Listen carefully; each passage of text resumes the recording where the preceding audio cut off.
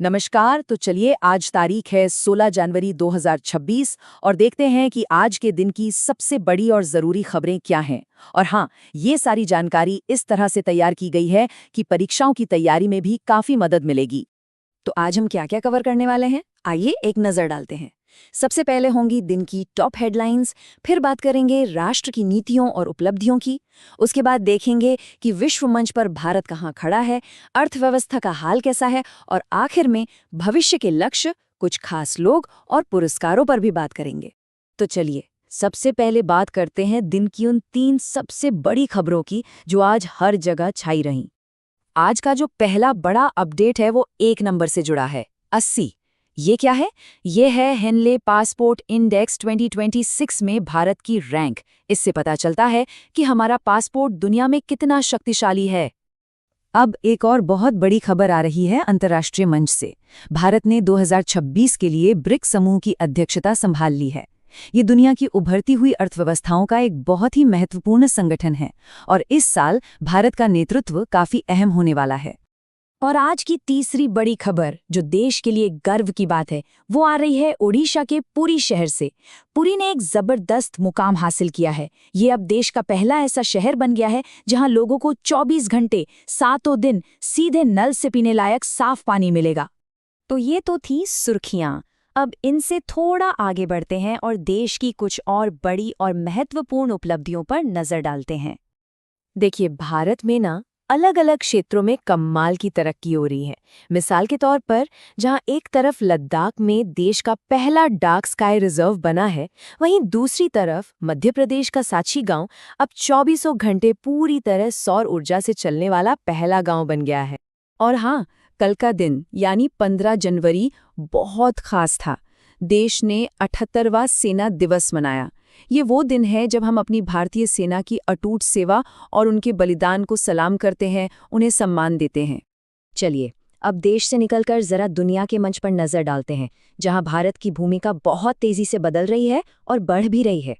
जैसा कि हमने पहले भी बात की, भारत ब्रिक्स की अध्यक्षता कर रहा है, लेकिन इस बार ये और भी खास है क्योंकि अब ये समूह बड़ा हो गया है।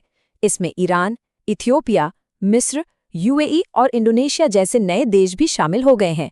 और इनके जुड़ने का मतलब है कि दुनिया की राजनीति और अर्थव्यवस्था में एक बड़ा बदलाव आ रहा है। तो हेनले पासपोर्ट इंडेक्स में भारत की 80वीं रैंक, इसका असल मतलब क्या है? देखिए, लिस्ट में टॉप पर हैं सिंगापुर, जापान और दक्षिण कोरिया, जिनके पासपोर्ट से 190 से भी ज्यादा देशों में बिना वीजा जाया जा सकता है। इसकी तुलना में भारत के 80वें स्थान का मतलब है कि भारतीय नागरिक 55 देशों में वीजा फ्री सफर कर सकते। लेकिन देखिए, किसी भी देश की पूरी तस्वीर सिर्फ एक इंडेक्स से नहीं बनती है ना।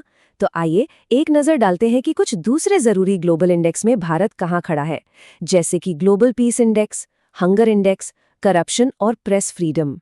ठीक है, अब दुनिया की बातों से ज़रा अपनी अर्थव्यवस्था की तरफ रुख करते हैं। 3 खास इंडिकेटर्स हैं जो हमें बताते हैं कि बाजार का मूड कैसा चल रहा है। जो ताज़ा आंकड़े आए हैं वो काफ़ी पॉजिटिव तस्वीर दिखा रहे हैं। एक तो थोक मूल्य सूचकांक में अच्छी बढ़ोतरी हुई है। दूसरा, यूपीआई से होने वाले डिजिटल पेमेंट तो खैर लगातार बढ़ते ही जा रहे हैं। और सबसे अच्छी बात, बाजार में निवेशकों का भरोसा भी बढ़ा है, जो एक स्थिर इकोनॉमी का साफ संकेत है।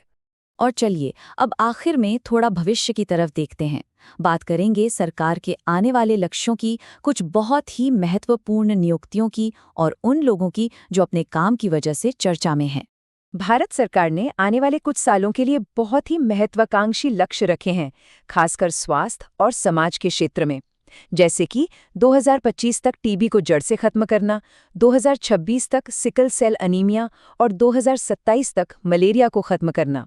और 2030 तक का लक्ष्य है बाल विवाह को पूरी तरह रोकना और सस्टेनेबल डेवलपमेंट गोल्स को हासिल करना। इसी बीच कुछ बहुत ही अहम पदों पर नई नियुक्तियां भी हुई हैं। संजय गौर अब अमेरिका में भारत के नए राजदूत होंगे। अनूप कुमार साहा को कोटक महिंद्रा बैंक का एग्जीक्यूटिव डायरेक्टर बनाया गया है। दमयंती पाठक FICCI की पहली महिला अध्यक्ष बनी हैं, ये एक बड़ी बात है। और रेखा मोहिते डेरे जो नेपाल की पहली महिला मुस्लिम न्यायाधीश बनी। और अब विज्ञान की दुनिया से एक बहुत ही दिलचस्प खबर। टोबी कर्ज को पर्यावरण के क्षेत्र का बहुत ही प्रतिष्ठित टाइलर पुरस्कार दिया गया है। अच्छा, उन्हें ये सम्मान मिला क्यों? उन्हें ये सम्मान मिला है पौधों की जड़ों के नीचे मौजूद एक अदृश्य नेटवर्क पर उनके शानदार काम के लिए। इससे एक तरह का वुड वाइड वेब भी कहा जाता है, जो पूरे जंगल को एक दूसरे से जोड़कर रखता है ना कमाल की बात। तो आज की इन सारी बातों को अगर हम देखें, चाहे वो ब्रिक्स में भारत की बढ़ती हुई भूमिका हो या देश के अंदर की ये जबरदस्त उपलब्धियां, ये सब देखकर एक सवाल मन में आता है कि एक इतना डायनामिक देश, एक गतिशील भारत की अगली तस्वीर क्या होगी? भविष्य में हमारे लिए क्या कुछ नया आने वाला है?